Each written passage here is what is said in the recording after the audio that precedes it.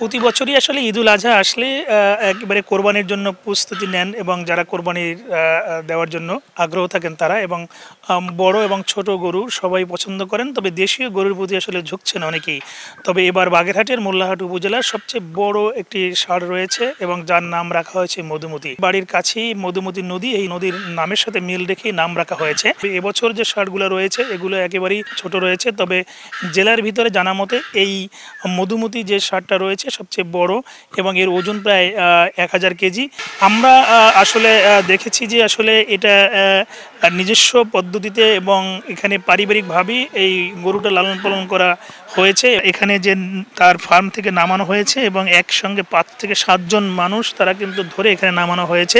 মিরাজ মিয়া রয়েছেন, তিনি এই ফার্মের মালিক। তিনি আসলে গরুটা তাদের যদি সাধ্য মতন দাম পান তাহলে হয়তো বা তারা তাকে বিক্রি করে দেবেন। এই গরুটা এই বছর কুরবানির ঈদে বিক্রি করার চিন্তা ভাবনা আছে। অনেক খরিদ্দার আসছে, দাম দর হচ্ছে। আমি 8,20,000 টাকা দাম চেয়েছি। তাদের যদি পছন্দ হয় এবং দামের সাথে যদি অ্যাডজাস্ট হয় আমি বাড়ি বসেও বিক্রি করে দিতে পারি। এই ফার্মে আসলে অন্যান্য গরু রয়েছে, এর মধ্যে সবচেয়ে বড় যেটা এবছর ঈদুল আজহার জন্য প্রস্তুত করে রেখেছেন এই মধুমতি। খাবারের মধ্যে দেশীয় কুড়া, ভুসি, ভুট্টার গুঁড়ো, চালের গুঁড়া, ফ্যান এগুলো মিক্স করে একে খাওয়ানো হয়। এবং যত্ন বলতে আমি সহ আমার পরিবারের সদস্য এই গরুর দেখাশোনা করে। আমাদের পরিবারের যত সদস্য আছে সবাই মিলে আমরা গরুটা লালন পালন করছি।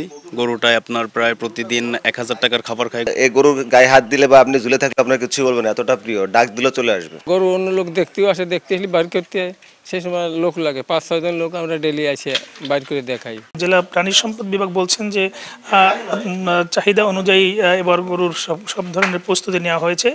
এমনটাই ছিল ঈদ উপলক্ষে এবং ঈদুল আজহা উপলক্ষে গরুর এখানের ফার্মের থেকে সবশেষ। আলী আকবর টুটুল, সময় সংবাদ, বাগেরহাট।